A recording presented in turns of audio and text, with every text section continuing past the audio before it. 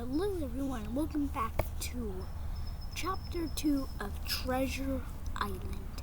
I hope you guys enjoy, and remember, click the subscribe and like and subscribe and comment on this video if you liked it. So yeah, this is Chapter 2, the Black Dog. So, let's get on to it. Not long after, something mysterious occurred that rid us of the captain. No, not of his affairs. That winter was severe, and it was clear my father would not live to see the spring. He grew worse every day, and the inn was left to my mother and me to look after. Our hands were too full to worry about our unpleasant guest.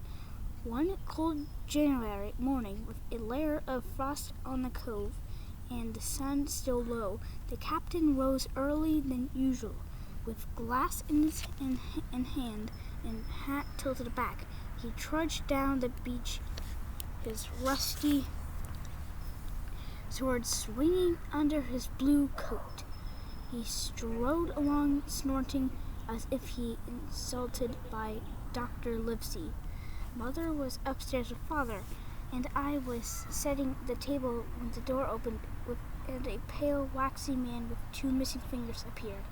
I have been keeping an eye on a man with one leg, and he was one who he didn't seem like a sailor. Had something else to see about him.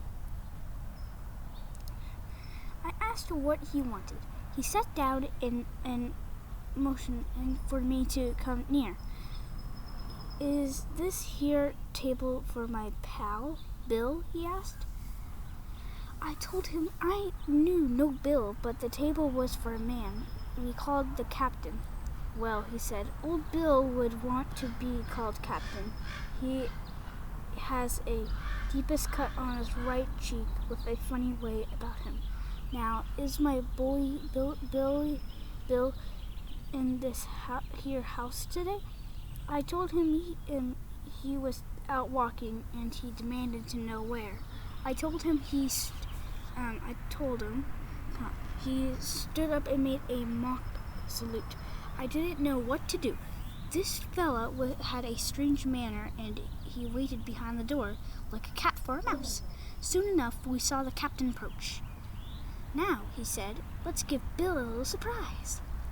Saying this, he hid us both behind the door. I could tell he too was scared. His heavy breathing gave him away. He loosened his sword and stood ready. When the captain marched through the heading for the breakfast, the stranger called out, trying to sound brave, "Bill?" The captain turned as he saw a ghost. "Black Dog?" he gasped. "Who else?" asked the thin man. "Ah," he said, "we've seen many good years since I've lost these two claws," and with the held up terrible hand. "Well," said, "you found me. Now what is it?" The thin man then sent me away. I listened as they to get a sense of their rude talk. Suddenly they started yelling. The chair and table went over, and the captain with a drawn sword was chasing Black Dog, who started bleeding from his shoulder. The captain swung again and put a notch in the sign over the door that is there to this day.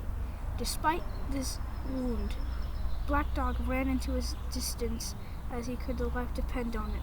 The captain stood staring after him in a bewildered state.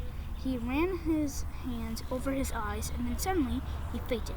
The captain was laid out on the floor. When my mother came running down the stairs, she called me, and both we managed to raise his head. He looked pale as death. We could see his wound, but nothing to do to help him until Dr. Livesey arrived and examined him. "He had a stroke," he said, muttering fractally.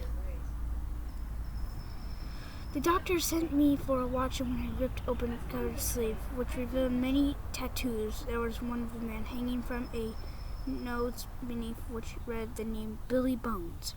Well, said the doctor, we must now try to save this Billy Bones' life. And with that, he opened the captain's vein.